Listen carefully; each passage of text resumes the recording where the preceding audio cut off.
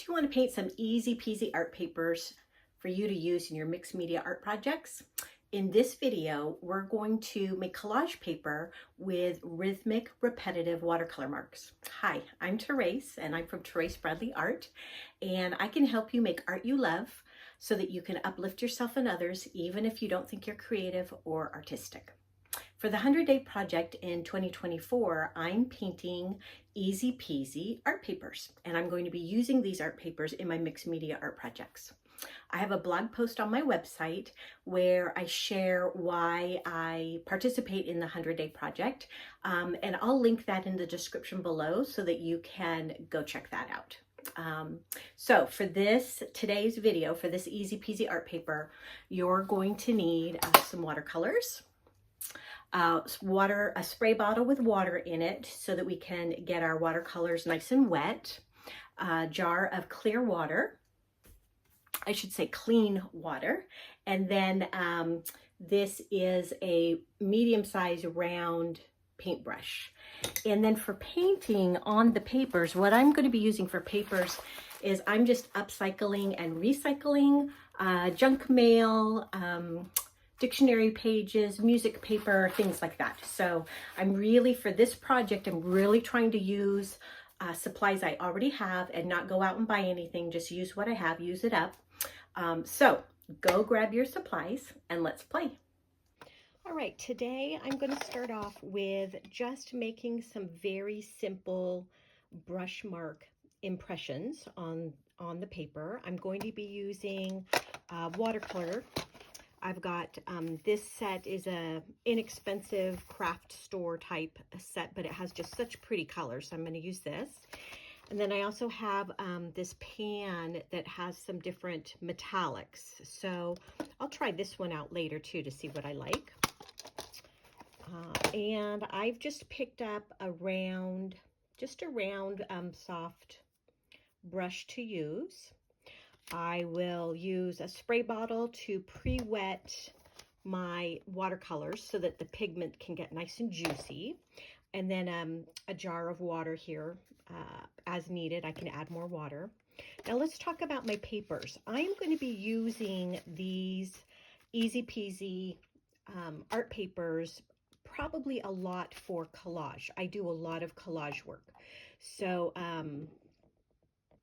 I have got, this is a white bag, fairly thin paper on the white bag. So I could either tear this up and use it for collage. I could, once it's decorated, I could use it as one of the pages in an art journal I make. Different ways I can use that. This is like a bill envelope, and it has this pretty, it's like a tiny little graph paper. So I thought that would be fun to try on that. And I can do both sides, and this side has kind of a like a texture almost to it as well. I have a fast food brown bag.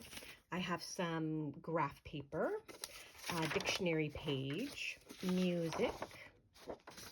This, I'm not sure what this is. This might be typing paper, old-fashioned typing paper. It might be tracing paper. There's a watermark here, but I can't read what it says. So my guess, though, is this is probably some old typewriter paper.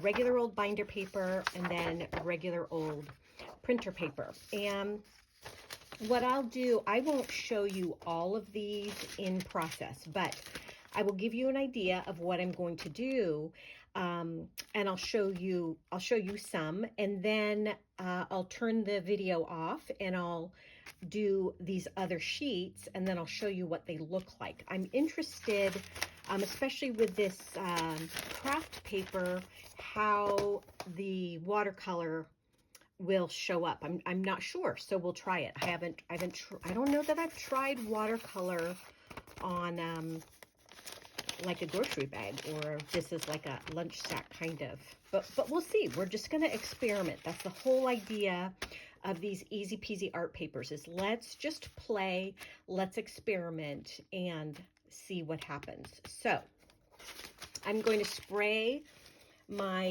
pigments so that they'll start absorbing water. So when I go to use them, they're nice and luscious. So that one, and then let's get these metallics as well. And I don't know right now what colors I'm going to use. I'm just going to kind of go with the flow and see what my body wants to do. I've got a whole bunch of very soft bristle type paintbrushes that I use for watercolor, and you can use the technique I'm going to use with this round brush. You could use with any brush. It will give you different brushes, will give you different shape marks, and I'm just going to use just this round one for today. Maybe another day I'll play with a different brush. We'll see. So I'm curious about the inside of this envelope, so I think I'll start there. And let's see what we'll do. What color? I'm kind of being pulled to these purples here. So I think what I'm going to do is just stick with one color per paper for now. Later on, I can do multiple colors. We can do rainbows. We can do all kinds of things. But I think for now, just to keep it simple, I'm going to stick with just one color per paper. I may, as I pull my other papers out, I will probably use other colors, but I'm going to just do one per paper. So I'm going to stop talking. I may end up speeding up this video. We'll see as I go along. So what I'm doing, these have been pre-sprayed so the pigment can start getting activated. I just gave them a couple minutes to sit with some water on them. And now I'm loading my brush up with water and going into my chosen paint well. And what I'm going to do is I want this pretty wet, pretty soupy and wet. Because I want to make impressions with my paintbrush, so I don't want this paint dry. I want it to be pretty wet. And I'm just simply going to press my paintbrush, press and lift. So I'm not doing anything fancy. This is the exact opposite of fancy. I'm just going to press and lift. And so you can play around with different size paintbrushes. And as I don't know if you could see, I just kind of flipped my brush around to get the pigment that was on the other side as well. And you can tell it's getting less pigment over on this part of the stripe because the main pigment was used in these first marks. And as I go along, there's less and less pigment and less water in my brush. And so you end up with some fade away. Now I want this. I want to have variation on this paper. And I'm only going to use this one paintbrush and the one color for this whole paper. So I like having this variation over here. And that will continue to happen row after row after row. So when I go to use this paper in my artwork, I can concentrate on ripping out areas from over here that have a much heavier pigment load. Or I can say, I don't want as much of a pigment load. I like having this grid paper kind of showing through. And then I could rip out just that part of the paper. So it's giving me, even though I'm sticking with one color, one paper, one brush, talk about limited supplies, absolutely limited. But because of that, I'm getting this wonderful variation is happening that I'll be able to use to my advantage in future artworks. Okay, so I think I've said what I want to say. So I'm going to stop talking. I'm going to go ahead and just fill out this envelope with this one color, this one paintbrush, just doing the same thing, the same mark repeatedly over and over and over again throughout this paper. I'm not going to do a new mark. I'm not going to start using my paintbrush in a different way. It's just easy peasy. You don't have to think. All right, loading up my paintbrush so I can continue. So we'll come in here again. And I've got, depending on how hard you press, I can get the full brush, or if I just press a little bit, I'll get a smaller mark, a shorter mark rather than longer. I think I'm going to go over into this white as well. And I didn't get any here, so I'll just put that there. Okay, next row, do it again. Load up my brush with water, load it up with paint, and here we go.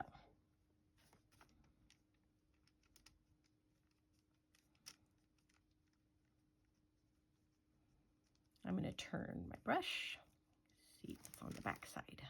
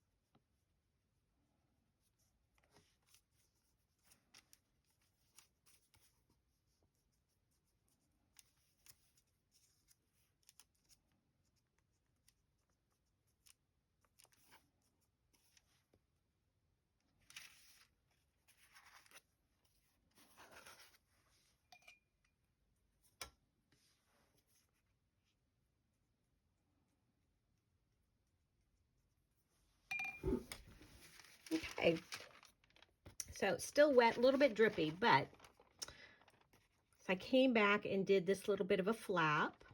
This has plastic from this window, and so my watercolor would not paint on that plastic. The plastic resisted the watercolor.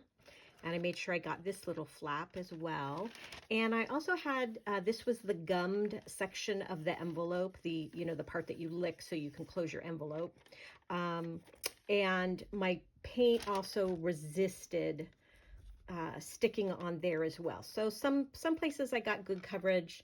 Some places like this, I have more resistance happening, and that's okay. I think that's interesting. So I have now this paper I can use for collage, and when you start ripping little bits out, you get this such interesting texture because there's the paint. The paint has pooled darker in some spots, lighter in others. Where my paintbrush was drier, there's less of an impression. So that gives me all kinds of luscious variations. One brush, one color, one type of mark, one paper, and there's all those variations. It's super yummy. And it was super easy peasy, and that's what I like the best.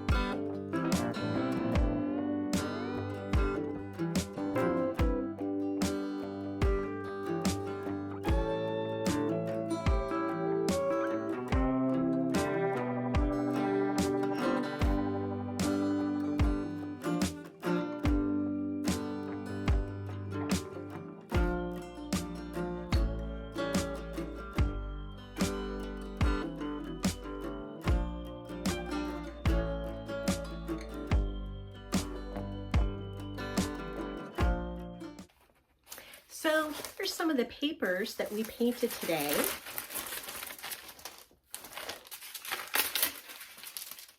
In our art play session. And what we did is we made rhythmic, repetitive marks with watercolor and a medium-sized round paintbrush. And we loaded our paintbrush up with lots of pigment from the watercolors and then pressed and released our paintbrush on the paper until it ran out of paint. And then we loaded it back up again and pressed and release, press and release, press and release. And the variety that you can get, this was metallic watercolors. This was on a craft bag, business envelope, grid paper. You can get lots of variety just with one simple technique. So if you enjoyed this video, please like it so that more people can find it and they can join in and do some artsy play with us. And you can even share it with a friend. And then remember to subscribe so that you don't miss any of the videos that are going to be in this series. I would love to know, what was your favorite part about today's video? I'd also like to know if you have any ideas for me on more easy peasy art paper ideas to try. Then you can stick those in the comments below and I'll read those. And if you've got an idea for a paper for me, I'll go ahead and try it and shoot another video and we'll see how it works. Thanks so much for watching today. You've lifted my heart. Bye-bye.